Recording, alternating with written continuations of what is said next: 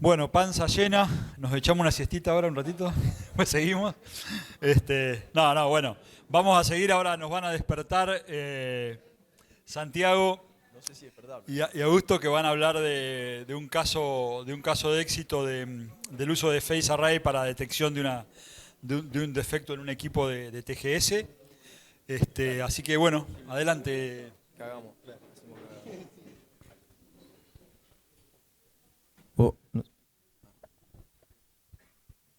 Bueno, buenas tardes a todos. Gracias por la presentación. Ahí estamos. Bueno, mi nombre es Santiago de lo Russo, yo soy analista de integridad mecánica en TGS. Estamos acá con Augusto. Hola, soy Augusto, operador, Un poquito más. Sí, acércate un poquito. operador de ensayo no destructivo. Trabajo acá para la firma Agora. Y acá la gente de TGS nos citó para dimensionar un defecto. Bueno, como para hacer un poco una introducción y cómo vamos a ir desarrollando la presentación. Esto más que nada es un caso real, es un ejemplo práctico de cómo utilizamos Face Array aplicado a un defecto, un hallazgo que tuvimos en un recipiente, que era una torre deshidratadora. El equipo es este. Ahora vamos.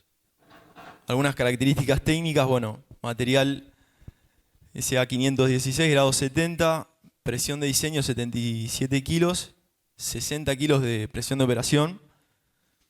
Y bueno, la temperatura de operación son 288 grados centígrados, pero funciona con ciclo de regeneración. O sea, hay cierta fatiga térmica en el equipo. Acá algo de las dimensiones, como para que se hagan una idea, son más o menos 8 metros de largo tenía la torre y como 3 metros de pollera. Bueno, detalles de los internos. Esta torre en el interior tiene un tamiz, que son unas perlitas, forman parte del proceso de deshidratación del gas. Y bueno, respecto a lo que se refiere el hallazgo, fue en la costura inferior del equipo, fue acá. Esto en realidad era una inspección que estábamos coordinando. El inspector, previo a empezar a coordinar todo el tema de facilidades, de andamio y demás, cuando se acerca a la torre, escucha un ruido como a pérdida, más allá del ruido de planta. Para asegurarse con el explosímetro, bueno, ni bien se acercaba a la pollera, ya el explosímetro empezaba a saltar la alarma. Así que como primera medida dimos aviso a planta para sacar de operación al equipo, ya que, como mencioné antes, es un equipo a 60 kilos de presión. El fluido es gas natural previo a ser procesado. Y ni bien se sacó de operación, que pudimos ingresar. Por acá hay una imagen del casquete inferior y la conexión de la cual estamos hablando. Ni bien pudimos ya ingresar al confinado de la torre, que hoy ya estuvieron comentando el tema de principio de seguridad para espacio confinado. Ni bien se sacó de operación, ingresamos y como primera medida para dimensionar un poco la falla, a ver qué tan grande era, hicimos un ensayo de partículas magnéticas. Fíjense que burbujeaba la torre. Esto no es porque estaba operativa. De nuevo, recalcando el tema de seguridad en espacio confinado. Sino que tenía mínimamente presión positiva dentro del equipo y cuando tiraban para hacer partículas magnéticas, burbujeaba. También se encontraron defectos en la conexión que tiene la conexión de 3/4, que no acusaba pérdida, pero bueno, hay un problema estaba socavada la soldadura o una especie de fisura. Eso fue reparado después posteriormente. No nos vamos a involucrar mucho en lo que fue la reparación del equipo, porque si no se iba a hacer demasiado extensiva la presentación. Así que les repito, es más que nada lo que es la aplicación de Face Array en el hallazgo que tuvimos en el equipo. Acá, como para que sea un poco más visible, ahí se ve perfectamente lo que es el punto de pérdida del equipo. Y bueno, el burbujeo de las partículas magnéticas. Esta es una foto común, digamos. Bueno, para poder dimensionar la falla, ese fue el primer desafío. Nosotros del plano teníamos el detalle de las uniones, de las costuras que se muestran ahí como AB, pero no teníamos el detalle de la conexión esta, que era donde nosotros teníamos nuestro defecto. Es un espesor de pared casi 10 centímetros de tanto del casquete como del tocho que acomete. Y bueno, la característica, no sé si querés comentar, Panque, cómo fue que surgió el tema del diseño de junta. El diseño de junta era una incógnita que teníamos. Bueno, como dije al principio, nos llamaron para dimensionar esos apenas milímetros que se veían externos de la fuga del equipo y nos encontramos con una novedad, que era un bisel en K con un gap de 50 milímetros entre la pasada interna y externa, que creíamos que era completo, no era así. Después, cuando pudimos entrar al equipo, con tan solo un medidor de espesor y con un palpador normal, lo confirmamos. Si querés pasar a A priori pensábamos que era una unión en K a tope. a tope y no. Por las características del equipo, tanto dimensionales como de operación. Y bueno, después, a sorpresa nuestra, verificamos que tenía un gap entre costuras. De 50 milímetros. Estamos hablando del tocho tenía 88 milímetros de espesor y el casquete 113 milímetros de espesor. Un diseño de junta ideal para hacer ultrasonido phase array. Claro. Ya que no es posible hacer gammagrafía por el espesor y por el diseño de junta. Así que acá es donde caímos en lo que fue el ensayo de phase array por ultrasonido, que bueno, algo estuvieron mencionando ya Victoria en la presentación anterior.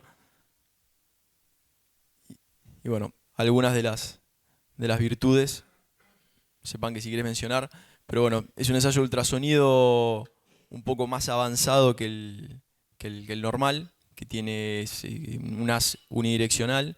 Sí, para mi entender el phase es mucho más intuitivo, es mucho más eficiente al momento de barrer.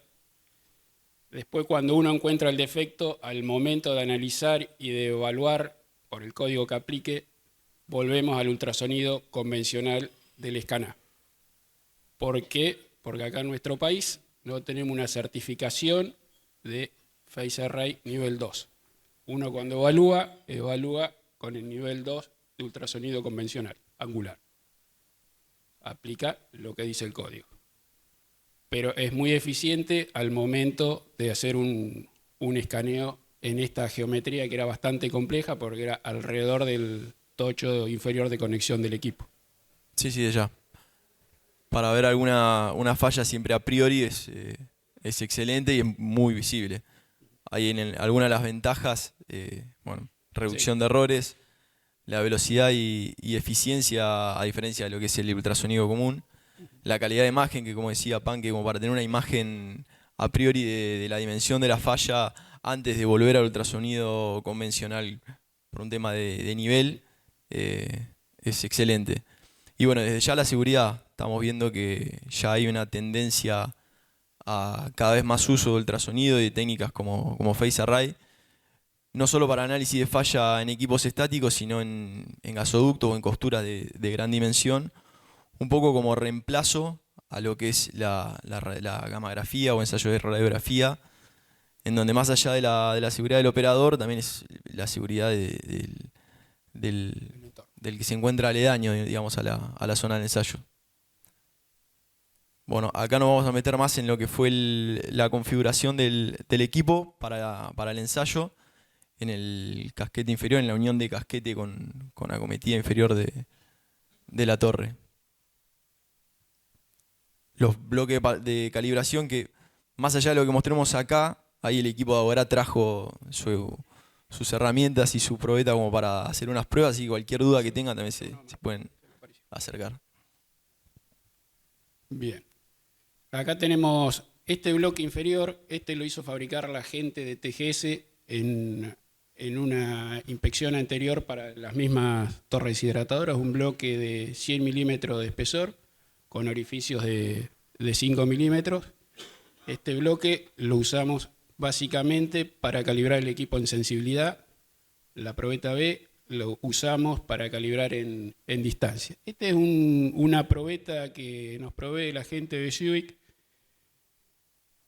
que lo usamos a menudo para ver la calidad de los traductores, que en este caso lo hicimos con un traductor de 16 elementos, que estén todos funcionando correctamente y bien lo que abarca el haz de inspección.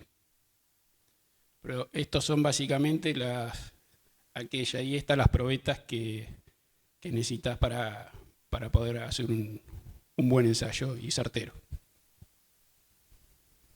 Ahí volvemos al diseño de junta.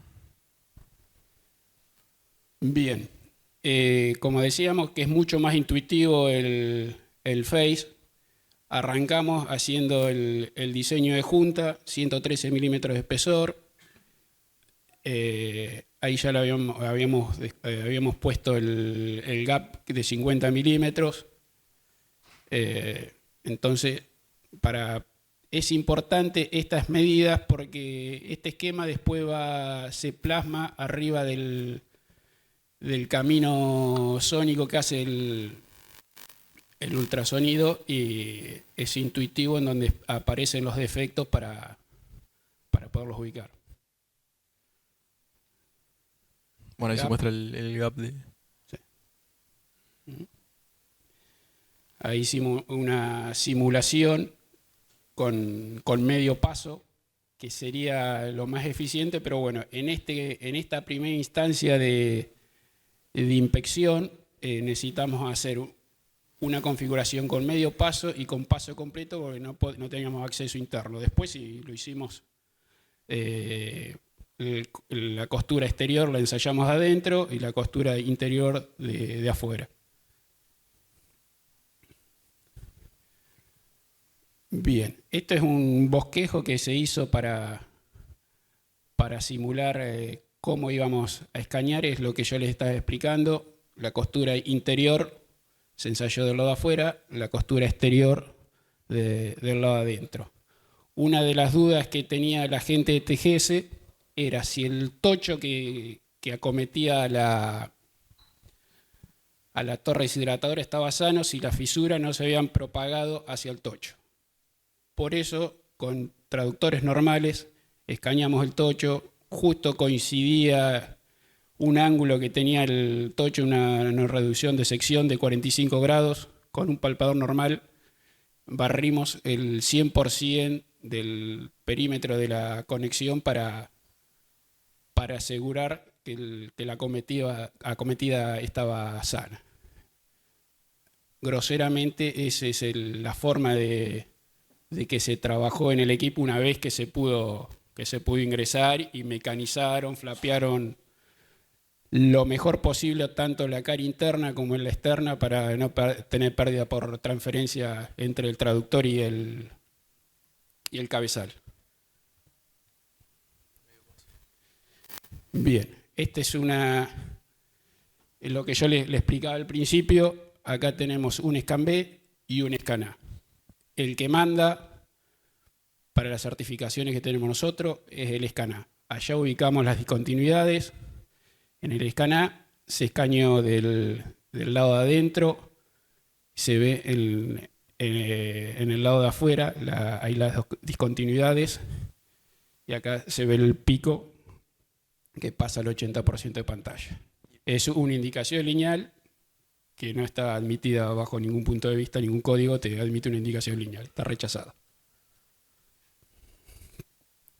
Y bueno, después hay un croquisito que se hizo, que la soldadura exterior del equipo tenía aproximadamente 20 milímetros de discontinuidad.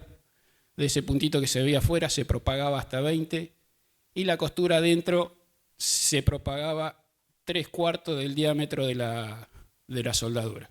Casi toda la vuelta del cordón interno estaba fisurado. Acá vamos viendo los medio pasos y cómo se va desarrollando la indicación, digamos, en el scan B. Son distintas tomas porque la geometría de la indicación tienen distintas alturas y distintas profundidades y reflejan distinto los extremos de la fisura, por eso son en distintas posiciones, distintos gráficos del scan B. Ahí estamos teniendo uno con paso completo, se está viendo el palpador está apoyado al lado de afuera, yo le hablo afuera, adentro, afuera sería. Los diseños de juntas se invierten. Y bueno, acá ya el hallazgo de adentro, una vez que pudimos ingresar a la torre, quitar refractario y... Este creo que era el que le comentaba. Allá en donde está en amarillo es el cordón de soldadura exterior, que era apenas un punto, se alargaba alrededor de 20 milímetros, y la costura adentro, que ahí no sé si alcanzan a apreciar la grieta que tiene, eran 3/4 de la vuelta de la conexión que estaba rajado. Por eso se comunicaban, pasaba por el gap ese de 50 milímetros y salía por la indicación amarilla, la presión positiva que tenía el equipo. Bueno, esto una vez que fue reparado, se liberó nuevamente con ensayo de phase array y partículas tanto del lado de adentro como del lado de afuera de la torre. Y ahí sí, sin arrojar indicaciones y con soldadura a tope se hizo la reparación, respetando la actualización de la norma, ¿no? Ahí como se tenía acceso de los dos lados, se usó la técnica de medio paso para optimizar el recurso. A mí me parecía que era mucho más eficiente el medio paso teniendo acceso de adentro y de afuera. Si pones el croquisito que teníamos del diseño de... Es el anterior. Acá. Es. Y nosotros, cuando se escaneó con medio paso del lado exterior del equipo, justo, no pude conseguir en esas imágenes que cité una que era muy representativa para tener idea que todo el aporte de soldadura que habían hecho estaba sano. Se veía perfectamente el reflector del extremo de la conexión. Aquel vértice que está entre 0 y 0 grados, ese vértice se veía perfecto, entonces nos daba idea que estábamos parados en el lugar correcto con el traductor, que eso es importante para el Face, tener bien claro en dónde uno para el traductor, porque no hace el vaivén como el ultrasonido convencional. Es importante tener en claro la distancia que separa uno con el traductor. Y bueno, se escaneó la soldadura y quedó perfecta. Ahí sí quedó liberada, digamos. Y creo que después le seguimos haciendo inspecciones periódicas y... Claro, algo que había salido de la consulta respecto al tema del diseño de junta era que eso estaba dentro de la norma original de cuando se construyó el equipo. Ahora bien, como se veía en la primera imagen de la portada, teníamos 5 equipos iguales, contiguos a esta torre, que están fabricados bajo la misma norma y con el mismo diseño. Y la resolución fue aumentar la severidad de inspección y la frecuencia, fundamentalmente en las conexiones para evaluar y verificar que no haya presencia de indicaciones. Así que bueno, muchas gracias a todos.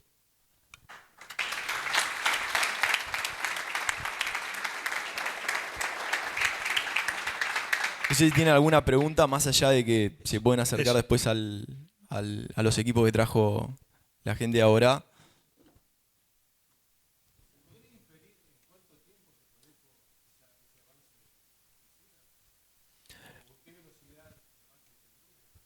La realidad es que nunca se había hecho un ensayo de phase array o no teníamos por lo menos registro de un análisis de falla en esa costura.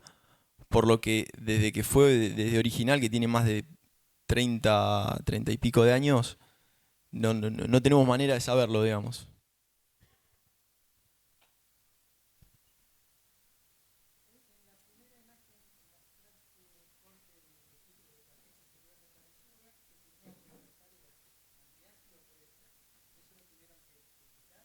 Sí, sí. Estas torres en particular tienen refractario del lado interno. Eso se tuvo que remover para poder dar disponibilidad, o sea, fue una de las facilidades que pudo dar disponibilidad al ensayo. Y bueno, después tuvo que volver a colocarse con la fumistería, digamos, correspondiente.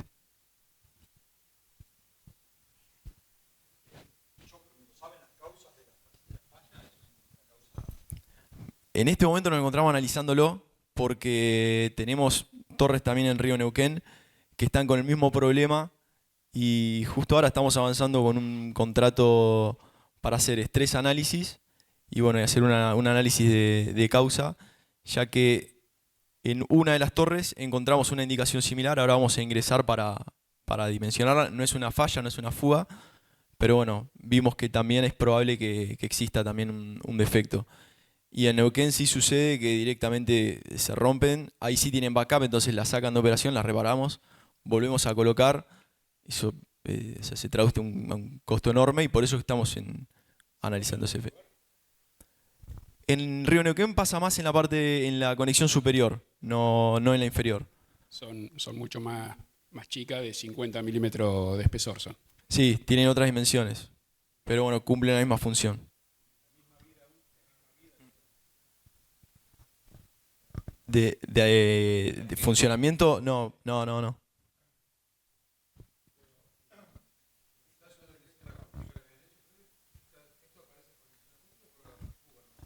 No, esto fue por la fuga. Íbamos a hacer un ensayo, no me acuerdo si era para aptitud para el servicio o era simplemente una inspección basada en riesgo, que teníamos el plan de inspección y no fue necesario hacer el ensayo, que ya, bueno, ya el inspector previamente escuchó el ruido, fue con el explosímetro y vio que había mezcla y bueno, ahí ya dimos aviso a operaciones.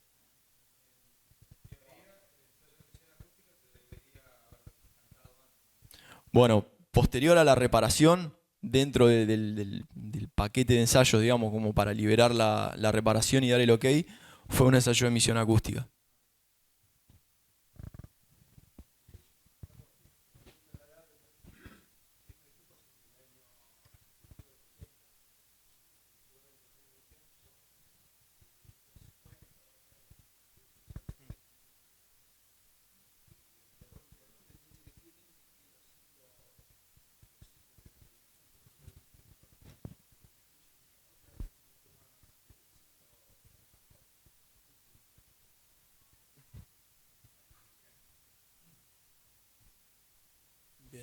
¿Alguna otra pregunta?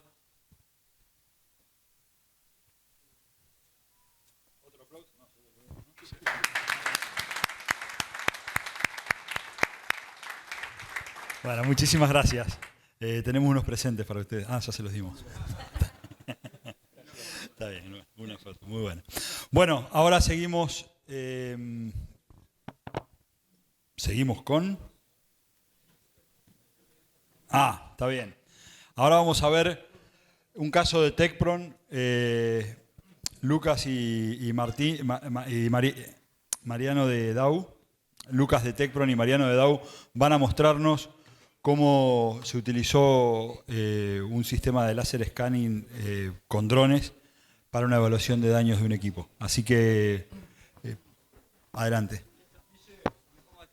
Ahora cuando lleguemos a la parte de preguntas, porque evidentemente se ve cansancio, hablan cada vez más bajo, cuando levantan la mano les acercamos un micrófono. ¿Sí? Porque bueno, alguna pregunta no se escuchó completa desde atrás. La respuesta bueno, tenés razón. Hoy lo dijiste y no hice nada. ¿Lo manejamos de ahí? Sí. Bueno, vamos a presentar un proyecto o un caso en común que, bueno, la gente de DAO junto con Mariano nos llamaron para la evaluación de un análisis de un silo después de una de las tantas tormentas de Bahía Blanca. Así que, lamentablemente,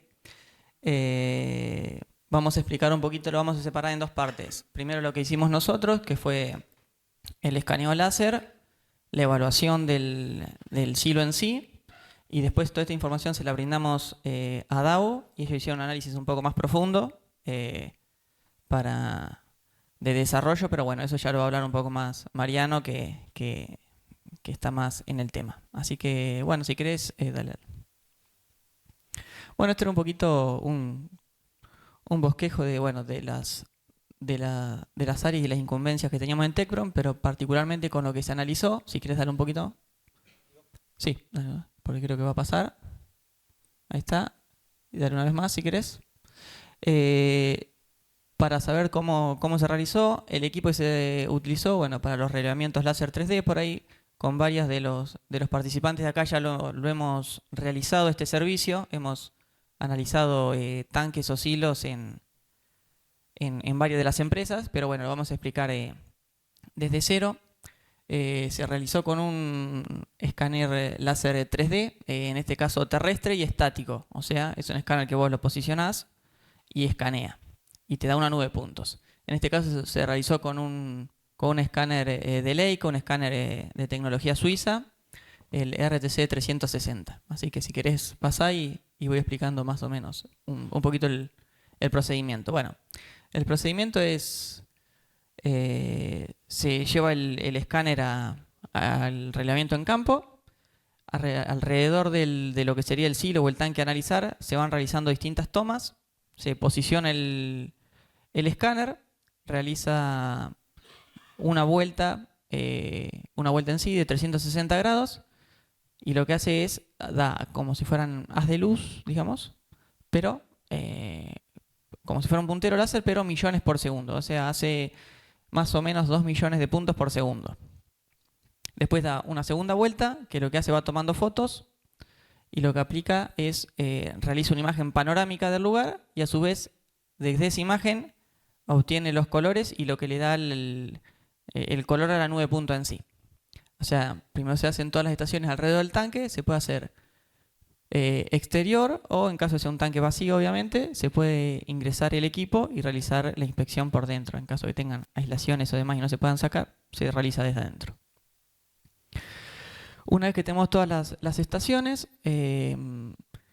se introduce en el software que utilizamos, que es un software Cyclone, que pertenece justamente a Leica, es del mismo fabricante.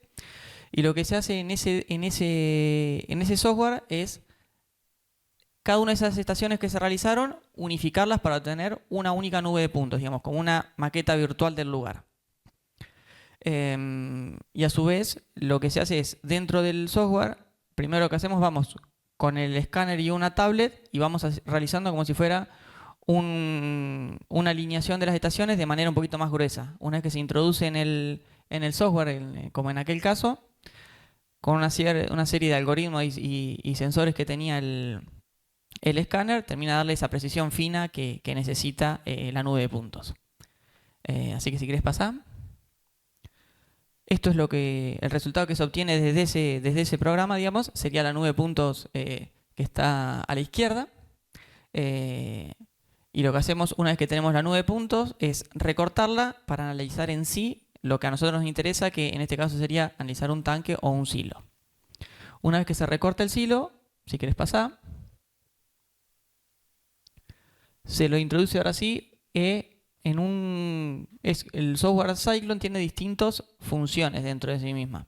La primera que mostramos, que es el Cyclone Register 360, es exclusivo para hacer nubes de puntos. El Cyclone 3DR es un software específicamente para análisis de silos, exclusivamente para análisis de silo. Lo que se hace es que se lo introduce acá a esa nube de puntos ya recortada que nosotros teníamos, que sería esa que se ve en pantalla, y bajo tolerancias definidas por las normas, bueno, API 653, que ya se habló bastante en el día, se realiza en base a esas normas el análisis que se va a mostrar a continuación, pero a su vez el software tiene la particularidad de que en caso de que quieras hacerlo bajo nuestras propias tolerancias o bajo otra norma, se pueden cargar como si fueran las características que se necesitan y hacerlo en función de eso. Si querés, pasa ahí. Bueno, esto es ya dentro del software. Básicamente el proceso lo vamos a explicar medio rápido, pero sería, tenemos la nube de puntos ya recortada, la introducimos en el software. Dentro del software lo que hace es, le hace una especie de mallado a la nube de puntos, y a esa nube de puntos lo que hace es que crea como si fuera el mejor cilindro, ¿no? Un silo o un tanque modelo. ¿Para qué? Para que justamente en la imagen de la derecha, lo que hace es una comparación entre un silo modelo, un silo ideal o un tanque, con el que nosotros tenemos real, digamos, con el que queremos analizar. Si quieres pasar ahí. Bueno, y acá vamos a mostrar algunas de los resultados que arroja el sistema, el software. Lo primero que hace es un mapa de colores, digamos, un mapeo del silo que tenemos y da a simple vista un golpe de visual de, bueno, cuáles serían las partes más, por lo menos en este caso, más deformadas del silo. Este es con el silo que hicimos en DAO, pero a su vez se pueden modificar los rangos tanto de colores como de tolerancias. Todos esos rangos se pueden modificar de acuerdo a lo que requiera o que solicite cada cliente. A su vez, bueno, se pueden crear etiquetas dentro del mismo mapa, que vos vas a un lugar, de los lugares un poquito más, si fuera críticos, vos podés cliquear dentro de lo que sería la zona más crítica y te arroja una etiqueta con sus profundidades o sus deformaciones. Si querés pasar. Bueno, y lo que hace es un sistema de desenrollado de lo que sería el tanque o el silo. Lo hace en forma 2D, o sea, sería lo que sería desenrolla la carcasa para poder hacer un análisis un poquito más preciso, o por lo menos para poder pararte donde quieras ir analizando. Si quieres pasar ahí. Y acá llegamos, creo que a las dos partes un poco, creo que más importantes, que vamos a ver lo que es redondez y verticalidad de un silo. En este caso, agarra el silo para hacer redondez. Lo que hace es que lo va calculando por secciones, como si fuera por fajas, a diferentes alturas. Esas alturas se pueden hacer desde donde yo quiera a donde yo quiera, digamos, puede ser desde los 3 metros del tanque a los 8 metros, porque por ahí yo sé que esa es la parte crítica. Y a su vez, no solo le puedes dar el rango, sino le puedes dar a qué distancia querés que esté analizado. En este caso creo que se ha hecho de altura, sí. Sí, a 14,5, por ejemplo. Esa era la zona más crítica de lo que sería el silo. Después un poco más lo va igualmente explicar Mariano. Y lo que hicimos en este caso era a alturas de 50 centímetros, pero tranquilamente se puede hacer un análisis cada 1 centímetro, cada medio centímetro. Entonces lo que va haciendo es, en el software, como se ve acá abajo, arroja cada una de estas fajas que se analizaron y se van a mostrar cada una como se ve en el recuadro grande, que te dice a qué altura está, ese análisis que está haciendo puntualmente, y la deformación, digamos, que tiene en cuanto a la redondez. Eso para cada una de las fajas que uno vaya solicitando o vaya estudiando. Si querés pasar. Bien. Como hablamos, las dos más importantes era redondez y verticalidad. Bueno, en cuanto a verticalidad sería lo mismo, pero en cuanto a, en vez de darle diferentes alturas, le vas dando diferentes ángulos. Le vas dando, en este lo hicimos cada 10 grados. O sea que fuimos haciéndolo cada 10 grados, un análisis de verticalidad. Como se puede ver abajo, todas las fajas que se hicieron, digamos, todos los apliques que se hicieron. Y en el recuadro más grande se ve en particular la zona más crítica, digamos que sería a cierto ángulo, en este caso sería la sección de 160 y 340 grados, que bueno, ese era donde estaba un poco más crítica lo que sería la verticalidad de ese silo en particular. Si quieres pasarlo. Bueno, eso eran las características más utilizadas o más típicas de lo que sería el tanque, como para no demorar mucho en esto y meternos en sí en lo que es el caso específico, pero bueno, también se le puede analizar lo que es la volumetría, de acuerdo a donde yo quiera ponerlo, nos da el volumen, se puede analizar la planicidad del suelo también, del silo del tanque, pero bueno, en sí, en este caso en particular, se analizaron estas estas características, por eso fue las que pusimos acá. Y bueno, ahora Mariano va a continuar con lo que sería análisis. Esto lo que se le entregó a ellos es el informe con cada una de estas características y ellos hicieron un post-análisis de esto. Así que nada, Mariano, si querés. Bueno, hola, buenas tardes. Para aquellos que no me conocen, mi nombre es Mariano Geri. Trabajo en DAU, acá en Bahía Blanca, y formo parte del equipo de integridad mecánica de la empresa. La idea acá es no ir demasiado en detalle porque es bastante técnico, pero sí contarles el uso que hicimos nosotros de la información que nos brindaron ellos y la utilidad que tuvo al final del día para analizar el problema que tuvimos en estos hilos. No sé si para quienes conocen las instalaciones, esto es la unidad de logística que tiene DAU en Bahía Blanca, que luego de la tormenta del diciembre 23 se encontraron esos 2 hilos que están indicados ahí con esos golpes o abollones, como quieran llamarlos. No recuerdo, creo que se descubrieron por un vuelo de dron que se hizo en ese momento para determinar qué daños habían afectado a las estructuras. Lamentablemente nos encontramos con eso. En un principio no se creía tan grave, pero cuando se focalizó un poquitito más el trabajo de estudio a través del escaneo, nos dimos cuenta que era importante y requirió un análisis un poquitito más profundo. Esto que les muestro acá es un poco el proceso o el procedimiento que nosotros usamos en este caso y que ha sido proceso que hemos utilizado en casos similares, de golpes también en estructuras. No quiere decir que sea la única forma de hacerlo. Esto está acá a modo de brindarle una idea para quien lo quiera tomar. Como indicó hoy Luca, lo primero que hicimos fue solicitar el relevo o escaneo 3D para dimensionar la condición del silo como estaba. Eso forma parte de un trabajo bastante arduo por el tamaño de los hilos y cómo hubo que realizar el relevo. Creo que usaron 3 estaciones, ¿no? Sí, hicimos incluso un poco más, más que nada la plataforma no daba los ángulos, ¿viste? Claro. Para escanearlo, pero sí. Exacto. Los hilos están montados sobre una estructura, así que esos 14 metros que veían hoy en realidad hay que sumarle unos 20 metros más que era de la estructura. Lo que sigue a la información que nos brinda TecPron básicamente nos brindó el informe con los cortes que indicaron, pero a su vez estaba todo lo que es la nube de punto en sí. Ahí pasamos a un trabajo que lleva su tiempo y que es la adecuación de información.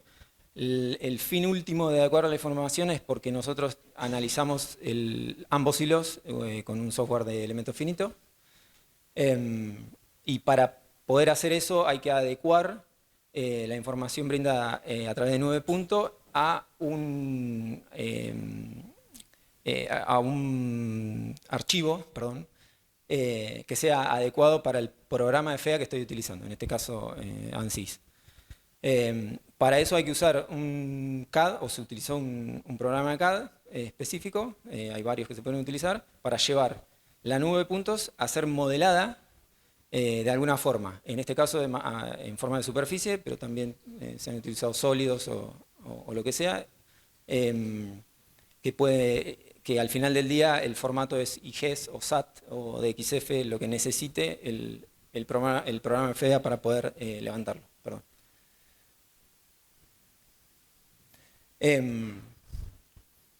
Una vez que se hace eso y que es una ida de vuelta bastante importante porque el volumen de puntos que captura el escaneo es bastante grande y requiere una computadora bastante potente, lo que sigue ya empieza a ser un poco más divertido, digamos, y de análisis, es que se empieza a modelar la estructura, y a modelar la estructura me refiero no solo al dibujo, sino a cargarle materiales, que en este caso los hilos son de aluminio, pero si fuera el caso de acero al carbono o lo que fuere, uno carga los materiales Y carga también de qué manera pretendo que el software me devuelva a mí el comportamiento frente a solicitaciones. Esto es, si que voy a considerar un comportamiento lineal elástico, lineal elastoplástico, bueno, los detalles que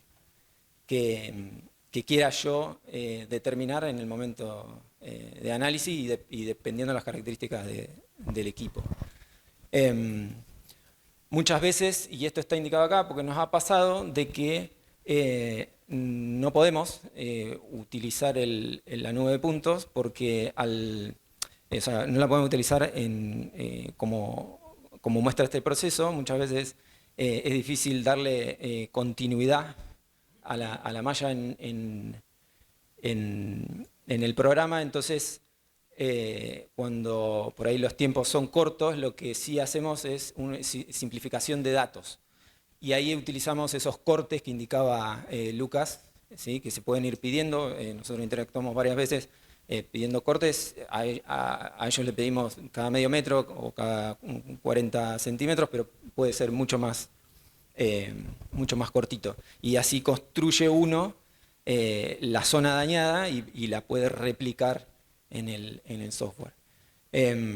Una vez que se modela eso, pasamos a los escenarios. O sea, acá también tuvimos que afinar un poco el lápiz y sacar los números con respecto al viento, a presión. En este caso afectaba mucho el uso del equipo. Este equipo maneja pellets y produce cargas por rozamiento, tanto verticales como transversales, y afectan bastante al desempeño del equipo.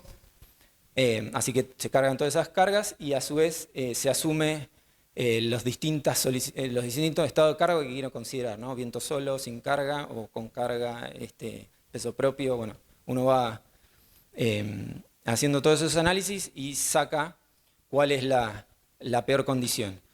Y al final del día lo que hace es obtener un resultado y a partir de ese resultado interpelando el código de aceptación que esté utilizando. Si es un recipiente de presión, será ASME8. Si lo estoy a su vez evaluando por algún tipo de defectología, aplicará el código el API 579, o si es un tanque, el 653, para poder evaluar si esos daños, si el resultado de esos daños son aptos para continuarlo y dejarlo como está, que fue este caso, sin ningún tipo de reparación posterior. Así que acá, como les contaba, este es uno de los hilos en cuestión. Ahí se ve el detalle de uno de las abolladuras y algunos de los cortes, tanto transversales como verticales. Ahí no sé si alcanzan a ver bien, ahí tiene bien identificados los dos lugares con las abolladuras, que eran de dimensiones bastante importantes. Allá están etiquetados, no sé si los alcanzan a ver. Bien identificado la altura a la que están, con lo cual a partir del centro de ese daño uno puede ir haciendo los cortes que sean necesarios.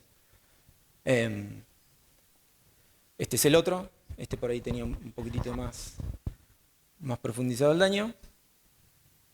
Y por último, esta es la salida, digamos, del análisis del programa, en donde, como les comentaba antes, ahí hay un poco de palabrerío técnico, pero en definitiva se modeló toda esta estructura, se modelaron los daños, se cargaron las cargas de solicitación de los equipos, y el resultado en este caso fue que el equipo podía seguir siendo utilizado en la condición en la que estaba, que incluso con daño incluido podía resistir más cargas que las que el código en este caso me estaba permitiendo. Así que el equipo quedó con un monitoreo mínimo cuando lo usan y lo cargan hasta ese nivel de altura a través de un dron, pero no mucho más que eso. No hay necesidad no hubo necesidad de reparación. Fue largo todo el análisis, pero al final del día pudimos seguir operando el silo después de este análisis a carga máxima, digamos, que había sido limitado.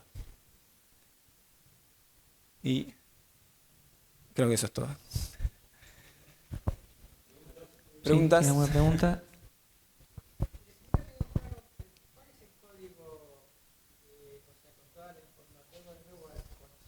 Ujú. En este caso nosotros utilizamos AME8. Los valores límites son de ASME8, los de membrana y de momento son de ASME8. Entiendo a qué apuntás. Este no es un equipo ASME8.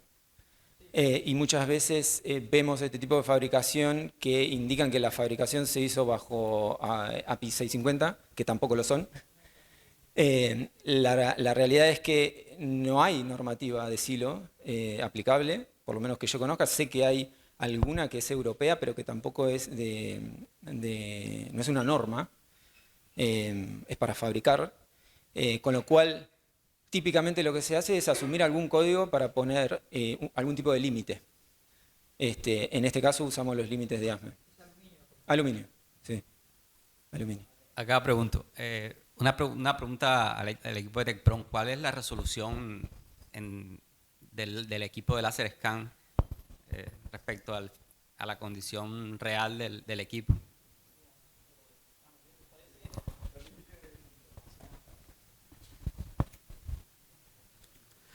Bien, bueno, el escáner vos lo podés configurar en distintas calidades, por así decirlo. De acuerdo a la calidad que lo configures, va a ser el tiempo que va a tardar, obviamente. Mientras mayor calidad le pongas, va a tener mayor, digamos, millones de puntos, mucho más puntos que los que tenía una calidad más baja, por lo que va a ser una nube de puntos más pesada y el tiempo en el que va a escanear va a ser mucho mayor. Con la calidad máxima que se puede escanear, que es una calidad alta y tiene más de 2,5 millones de puntos, como decía, por segundo, tiene un error un poquito menos de 1 milímetro en todo el análisis, digamos, del equipo. O sea, un escáner que llega a buena calidad a 40, 50 metros sin problema, digamos, de distancia, el escaneo. Sí, Sí. La pregunta la hago porque Mariano después nos dijo que utilizó un mallado que era más o menos 40 centímetros, ¿entendí? Entonces dijo, bueno, con ese nivel de... No, lo que era 40 centímetros eran los cortes en los que se hicieron para analizar la deformación, digamos. ¿Y el mallado fea cómo lo determinaron?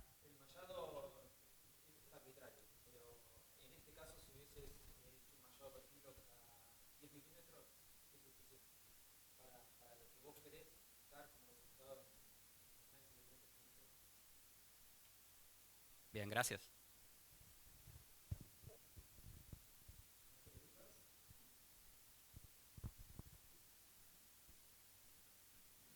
Bueno, hola.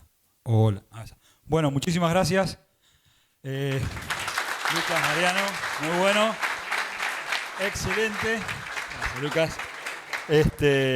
La verdad que muy interesante. Veo un poco de caras de sueño.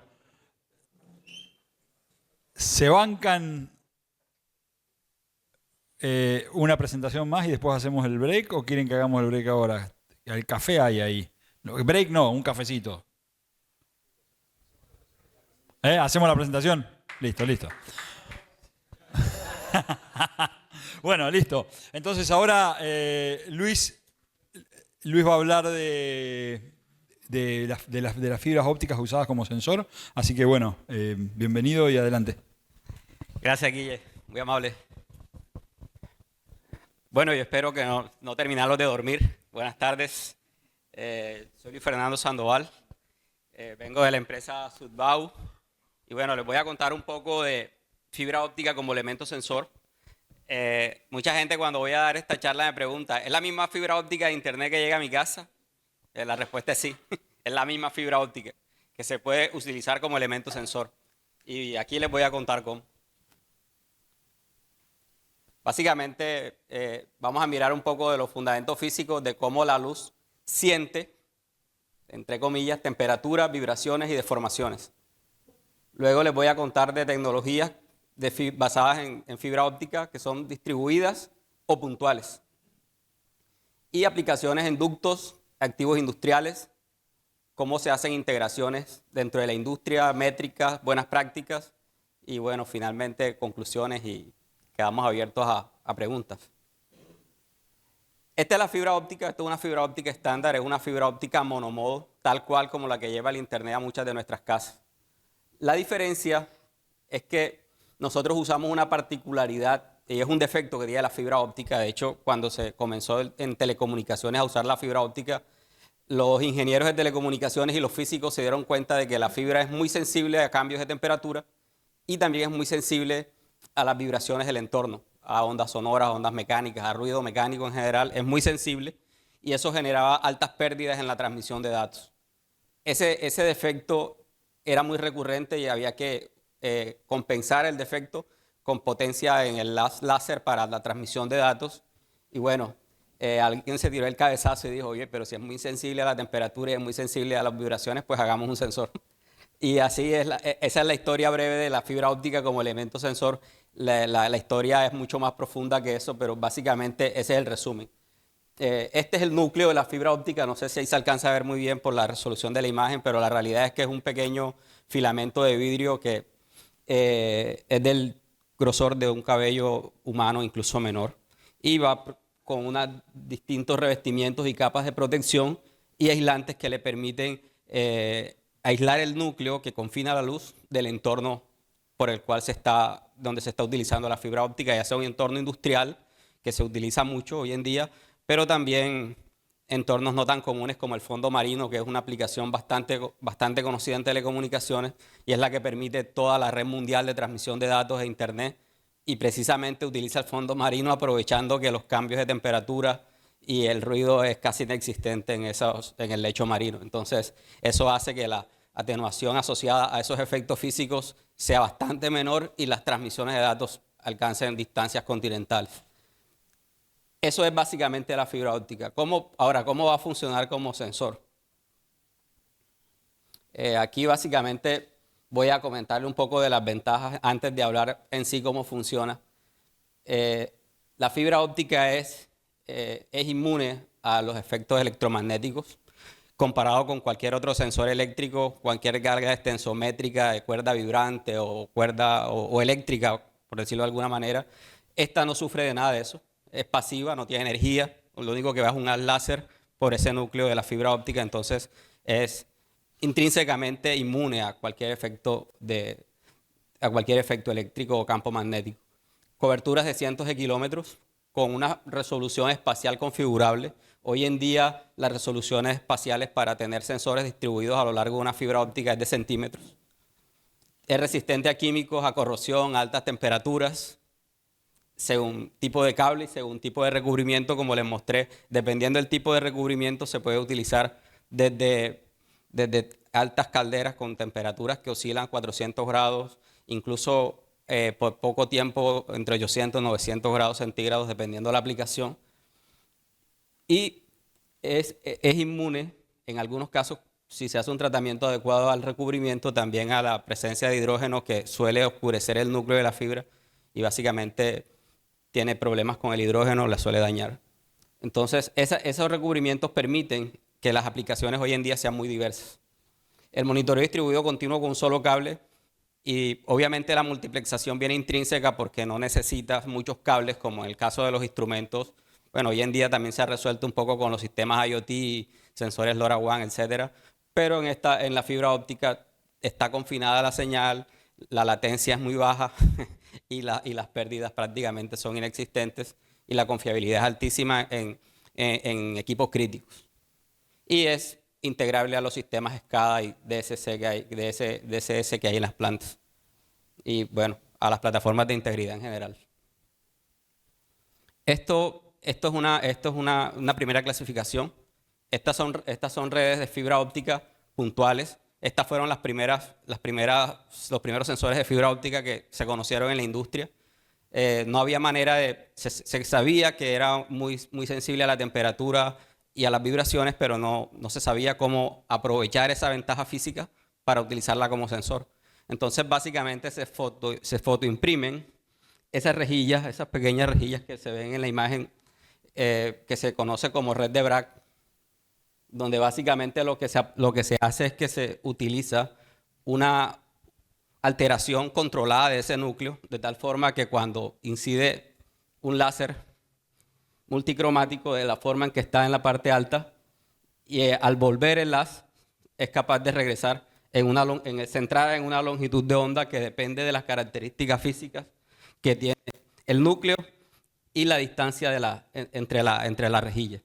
Eso se conoce como una red de Bragg y permite medir de manera muy precisa temperatura y deformación. Y a partir de esas dos variables se pueden hacer muchísimos más sensores a partir de este principio. Esta es la contraparte. Esto es una fibra óptica distribuida. Son sensores, son miles de puntos confinados en una fibra óptica. Aquí la tecnología y el secreto está en que este equipo que está acá, que parece un microondas, pero no es un microondas, básicamente es un interrogador óptico. El interrogador óptico convierte el medio físico, la fibra óptica, el núcleo de la fibra óptica en elemento sensor. ¿Y cómo lo hace?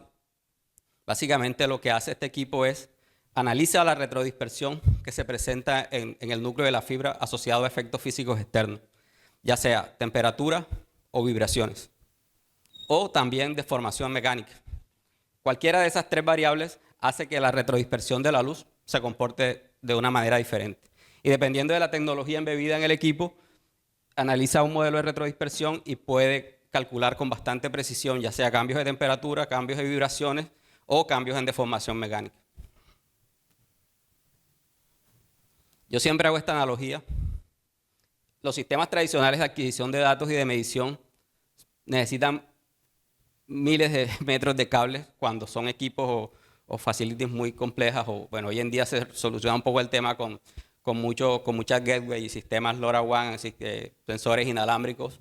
Antes, cuando no teníamos eso, teníamos muchos cables. Hoy en día cada vez tenemos menos. Con la red de fibra óptica tenemos una sola fibra óptica desplegada por todo el lugar donde queremos monitorear variables físicas conectados en serie en una misma fibra óptica. Básicamente, en este caso, la fibra óptica se comporta como el nervio del activo del material que estamos sensando. Yo por eso cuando comencé la presentación, yo les decía que la fibra siente. Y siente a partir de estos fenómenos. Siente temperatura, siente vibraciones o siente deformación. Entonces, por eso yo hago la analogía entre la fibra óptica convierte el activo que estoy monitoreando, se convierte en el sistema nervioso, porque es capaz de tomar muchas variables físicas, tal cual el sistema nervioso, y de manera precisa poder procesar y poder identificar qué está pasando. Bueno, uno de los sabores o tecnologías de fibra óptica distribuida es el DTS, que es detección de temperatura distribuida. Dentro de las tecnologías de fibra óptica distribuida, el sensor de temperatura es el más popular porque la fibra óptica es bastante sensible a cambios de temperatura y es el más popular y es uno de los más usados en la industria. Alcanza varios kilómetros, muchos kilómetros. Hoy en día un DTS es capaz con una resolución espacial de aproximadamente 1 metro, es capaz de lograr 70 kilómetros en línea recta, monitoreando activos o monitoreando un activo lineal o monitoreando dentro de una planta. O sea, básicamente con una sola fibra óptica, un canal DTS es capaz de monitorear hasta 70 kilómetros.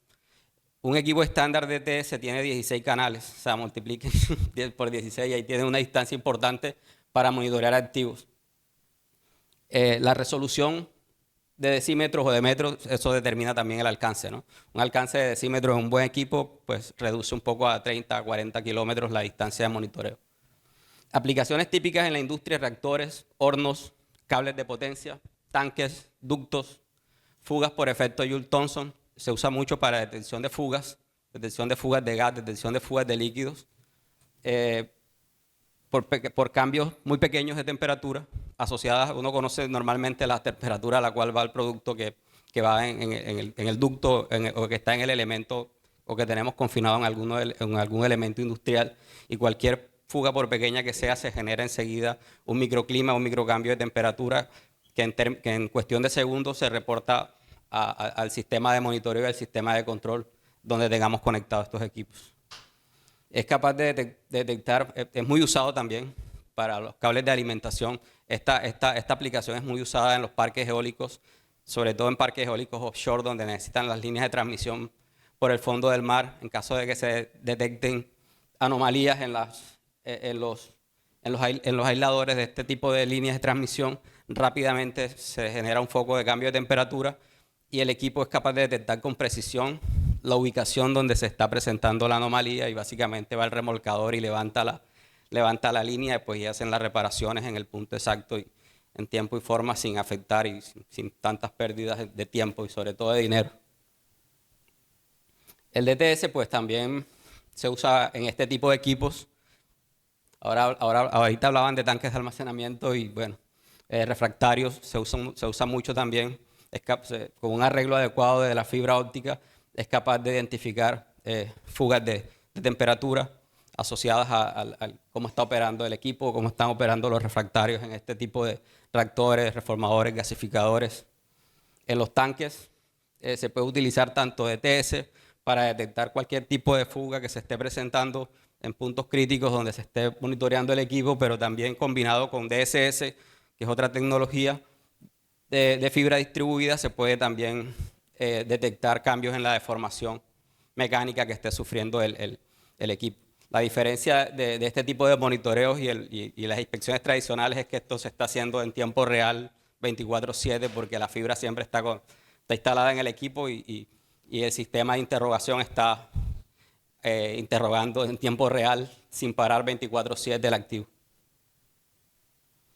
Esta es una aplicación también, esta es acústica, este es un sistema que se conoce en el mundo como DAS. El DAS se utiliza mucho en cañerías, es una de las principales aplicaciones para detección de intrusos y para detección de fugas también por ruidos de orificio cuando se presenta alguna fuga. Pero también se utiliza mucho en el ambiente industrial para medir variaciones de fase por retrodispersión tipo Rayleigh, porque es capaz de identificar y comenzar a caracterizar la frecuencia de oscilación de los equipos para poder establecer en esta curva de condición de equipo, poder determinar el estado del equipo según la frecuencia de vibración. Es una de las aplicaciones más típicas para estos sistemas DAS en entornos industriales. Para detección de fugas y para detección de intrusión por terceros, es una de las aplicaciones más extensamente usadas en el mundo también. En estos proyectos, el país de donde vengo, en Colombia, se utiliza esta tecnología para detección de intrusión por terceros. Hay una aplicación, los que transportan crudo en Colombia utilizan esta tecnología para evitar que hagan actividades ilícitas, pongan ordeñas en las tuberías, hagan excavaciones y por ahí se roben el producto. Incluso peor, en la época fuerte del terrorismo, detectaban excavaciones los terroristas ponían elementos explosivos programados y a los 3 o 4 días volaban el oleoducto. Entonces, algunos operadores optaron por esta tecnología que detecta con mucha precisión excavaciones, personas o vehículos a 10 metros o menos de la zona por donde va la fibra óptica y donde está el caño instalado. Entonces, una explosión de una bomba en un ducto en Colombia representa ya de entrada $1 millón solo la reparación, sin contar los daños a terceros que tiene que pagar y luego la remediación ambiental que eso conlleva, ¿no? Entonces, es una tecnología que se usa mucho en activos lineales. El DSS, como les contaba ahorita, es la misma tecnología distribuida para medir deformación unitaria a partir de la misma fibra óptica. Estas son aplicaciones reales. Esa es una prueba de un caño para medir deformación unitaria. Un cliente quería ver cómo se veía la deformación unitaria en el caño y pues hicimos una prueba. Fijamos una fibra óptica monomodo como la que se usa para este tipo de aplicaciones y la sometimos, comenzamos a levantar con una máquina y ahí se hicieron las diferencias de deformación dependiendo el nivel de flexión al que estaba sometida la tubería. esta aplicación de acá del lado derecho mío es una aplicación para medir geoamenazas en zonas de laderas inestables en ductos. Básicamente lo que se instaló fue una fibra también monomodo y en unos mojoncitos de concreto entre zonas adyacentes que no tenían problemas de movilidad o de reptación lateral, se pudo comenzar a medir el comportamiento del terreno en esas zonas de geotecnia inestable para ver qué tanto esfuerzo estaba sufriendo el ducto que estaba enterrado en esa zona con geotecnia inestable. Y bueno, también esta es una aplicación utilizando DSS para medir la flexión y la deformación mecánica de tanques de almacenamiento de GNL. Esta es una aplicación de red de BRAC, el sensor puntual que les hablé al principio. Esto es monitoreo de riesgo geotécnico en oleoductos utilizando sensores de red de BRAC. Aquí lo que utilizamos es que no todos los ductos tienen instalado durante todo el trayecto, tienen una fibra óptica.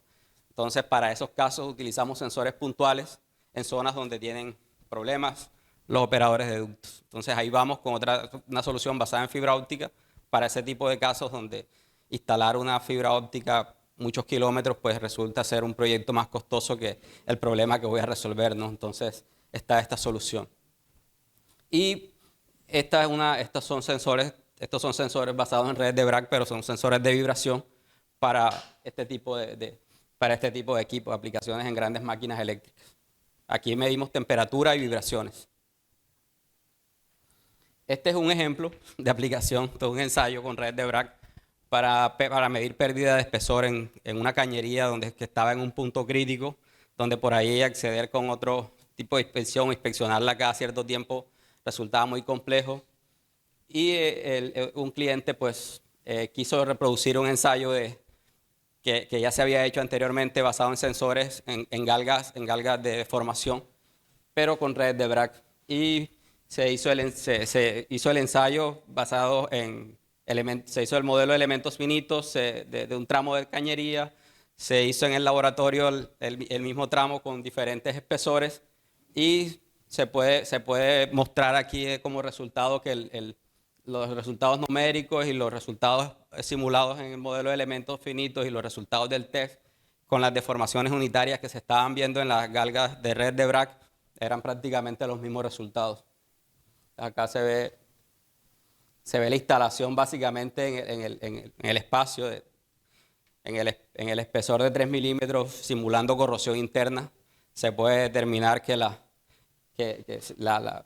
tasa a la velocidad, uno puede monitoreando en tiempo real esos puntos con ese tipo de galgas, qué tanta pérdida va teniendo basado en la presión de operación que tiene el caño y las deformaciones que va teniendo en el tiempo.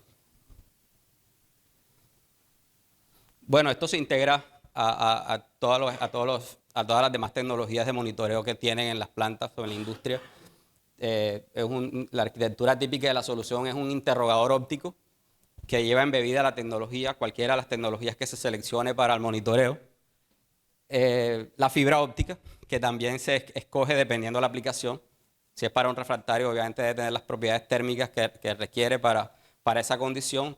Si es para detectar deformación mecánica, tiene que tener unas propiedades mecánicas la fibra óptica para poder utilizarla en ese tipo de aplicación. O si son sensores basados en redes de BRAC, pues se tiene que tener el arreglo adecuado de redes de BRAC para poder monitorear el activo.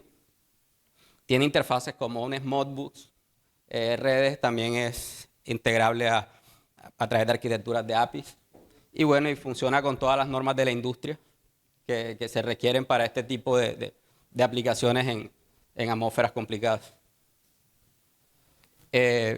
Una de las claves, como les comentaba ahorita, es la selección de la fibra óptica. Hay fibras ópticas muy robustas, como esta que se presenta acá, es una fibra óptica para aplicaciones de DTS que puede soportar hasta 800 grados centígrados. La realidad es que soporta 800 grados, dice en la ficha, funciona bien a 600 grados. A 800 grados dura 15 minutos y ya no está más, es la verdad, pero funciona. La idea es que opera normalmente a 600 grados. Y bueno, todas estas fibras ópticas, dependiendo de la aplicación particular, se diseñan los proyectos para monitoreo y se escoge la fibra óptica adecuada. Y bueno, se hace toda la configuración, se arma el rack, el patch panel y todo lo que requiere el soporte de la fibra para que funcione como elemento sensor. Y bueno, se hacen todas las evaluaciones típicas que necesita una fibra óptica en cuanto a atenuación, en cuanto a características de los empalmes, todo lo que requiere técnicamente la fibra óptica para operar en esos entornos como elemento sensor. Bueno, las conclusiones, rápidamente, pues el cambio de paradigma. Para mí esto es dejar de hacer algunos exámenes periódicos y poder utilizar la fibra óptica en algunos puntos críticos como sensor continuo en esos equipos críticos y en esos puntos críticos donde haga sentido que el monitoreo de ese equipo, de ese activo, sea de manera continua. Pues también permite detección temprana y respuestas más rápidas. La velocidad, obviamente, de la fibra óptica permite tener una menor latencia desde el inicio del evento hasta la generación de la alarma. Los cambios, la velocidad de respuesta o la detección de la fibra óptica, el cambio de temperatura es cuestión de segundos y ya se generan alarmas y todos los sistemas que estén conectados al interrogador óptico están al tanto de lo que está sucediendo y está geográficamente referenciado porque toda la fibra óptica te da el punto exacto donde está sucediendo el evento. El impacto económico, obviamente, pues tiene menor probabilidad de fallas catastróficas y reducción de paradas no programadas, algo importante que resaltaban en la mañana los compañeros. Y bueno, la fibra óptica como elemento sensor es ideal para activos lineales. Se usa en muchos activos lineales, líneas de transmisión de energía, gasoductos, oleoductos, poliductos. Y ofrece cobertura, pasividad y es muy robusta. La fibra instalada de manera adecuada es una solución bastante robusta. Y combinando las tecnologías se obtienen, se habilitan o se tiene la probabilidad de tener un diagnóstico integral de integridad. Y bueno, con una integración adecuada combinada con buenas prácticas de gestión de activos, se tiene una detección temprana y reducción de riesgo. Esas son mis conclusiones. Creo que también ustedes, basados en su experiencia, pueden hacer una lista muchísimo más grande que esto que yo traje acá a colación. Muchas gracias.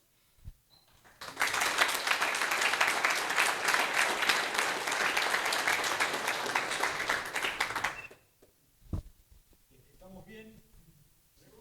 Sí, algunas preguntas. Sí, para que vamos a llevar el micrófono. Pero va a haber unas preguntas. Algunas preguntas de sensibilidad. Este está un poquito... Ahí está, ¿no? ¿Se escucha ahí? Sí. Si es que me dijeron que tenía 20 minutos. No, pero perfecto, así tenés para hacer una pregunta. Una consulta. La metodología esa DAS que usted mencionó no habló de la resolución, habló de la anterior. Dijo que podía llegar a medir cada 70 kilómetros, ¿sí? Sí. ¿Aplica también para la DAS? El DAS alcanza 100 kilómetros. 100 kilómetros. Sí, el DAS alcanza más distancia. ¿Se puede montar, o sea, esa electrónica que va asociada a una fibra existente, qué características tiene que tener esa fibra? Porque ha cambiado la tecnología en los últimos años. Si yo ya tengo una fibra de 20 años atrás, ¿puedo adaptar esa electrónica y montarme sobre una fibra vieja? Sí. Okay. Al revés es más difícil, pero como nosotros estamos desarrollando todo el tiempo son los interrogadores ópticos y la idea es que se adapten a la fibra monomodo estándar que existe para la industria de telecomunicaciones. Si hay una fibra de telecomunicaciones que va al lado de un caño o por ahí que la está usando para telemetría, para conectar las válvulas, para hacer accionamientos y tener tiempos de latencia bajos, en esa misma fibra puedes instalar el sistema de monitoreo de detección de intrusión y si está bien instalada la fibra, puedes también incluso detectar algunas fugas. Ya lo segundo lo digo entre comillas por el tema de que debió estar pensada inicialmente para eso, pero en algunos casos si la distancia entre el caño y la fibra óptica no supera el metro, fácilmente detecta fugas también de producto. ¿Y la resolución de intrusos cuál podría ser el estándar o la media? Bueno, si vas en una camioneta a 10 metros, ya cuando la camioneta se acerca a los 10 metros de donde está la fibra instalada, ya se genera una alarma, se genera un pop-up en el software y muestra el punto exacto donde está la camioneta o donde está el vehículo. Si es una persona caminando, está a 5 metros de distancia, también se genera una alarma. Si es una persona utilizando una herramienta de mano, llámese pala, pica o cualquier herramienta manual de excavación, se genera inmediatamente la alarma cuando está a menos de 5 metros de distancia. Eso se configura, es uno de los retos de los sistemas de monitoreo con fibra óptica, es precisamente configurar de manera adecuada los sistemas de detección para evitar falsos positivos, para evitar que, bueno, cuando comenzamos en esto hace más de 10 años, el grupo Ecopetrol contrató un helicóptero porque instaló una fibra óptica y querían mirar, querían ir a ver todos los eventos y vieron muchas vacas y muchas cabras caminando arriba de la fibra. Hoy en día los sistemas están entrenados, las capacidades de cómputo han hecho que la tasa de falsos positivos prácticamente sea inexistente. Lo digo también entre comillas porque depende de la tecnología y el fabricante con el cual estén implementando la solución. Pero la realidad es que hoy en día las tecnologías de fibra óptica son muy robustas para detección. Esa es una de las mejores aplicaciones y una de las más maduras es precisamente la detección de intrusos. Se utiliza también para fronteras complejas en el mundo. Es muy sensible. Gracias. Bueno, muy bueno. Yo tenía alguna pregunta de sensibilidad de milímetros por segundo de vibraciones que pueda medir en un equipo o de temperatura, de que más menos 2 grados, más menos 5. Bueno, en temperatura es fácil. En microvibraciones depende de la tecnología. Okay. En temperatura las más malas son de 0.1 grados. Okay. Normalmente son de 0.02 grados centígrados. El cambio, el delta T puede ser de 0.02 grados centígrados, obviamente con la fibra óptica instalada en la superficie del elemento que estás midiendo. Sí, sí, sí. En condiciones donde la fibra óptica no está sobre el activo, se pierde esa resolución, pero por ejemplo, si estás a 50 centímetros del activo que quieres medir temperatura, podrías tener la temperatura, obviamente no tienes 60.654 grados, no, tienes 60 grados. Esa es la diferencia, okay. Pero en la medida que te acercas al activo o instalas la fibra pensando en que vas a monitorear temperatura, la resolución es bastante buena. ¿Y en vibraciones? En vibraciones, como te digo, ahí sí depende del equipo. El mejor DAS incluso se utilizan en microsísmica. La onda, las microvibraciones que puede detectar son también de centésimas de unidades de aceleración de metros por segundo cuadrado. Ok, ok. ¿Alguna otra pregunta? Bueno, muchas gracias. Bueno, muy bueno.